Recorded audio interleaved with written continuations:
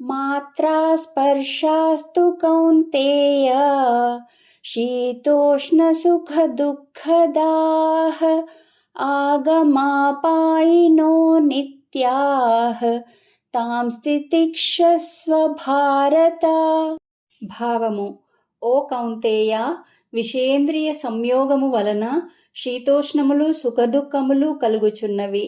అవి ఉత్పత్తి వినాశశీలములు, అనిత్యములు కనుక భారత, వాటిని పట్టించుకొనుకుము అని శ్రీకృష్ణుడు అర్జునుడితో పలికెను. యం హి నవ్యథయంత్యేతే పురుషం పురుషర్షభ సమదుఃఖసుఖం ధీరం సోమృతత్వాయ కల్పతే.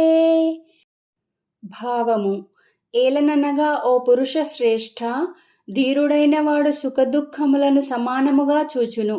అట్టి పురుషుని విషయేంద్రియ సంయోగములు చెలింపజేయజాలవు. అతడే మోక్షమును పొందుటకు అర్హుడు అని శ్రీకృష్ణ భగవానుడు అర్జునుడితో పలికెను. నాసతో విద్యతే భావః నా భావో విద్యతే సతః ఉభయోరపి దృష్టోంతః త్వనయోస్తత్వదర్శిభిః.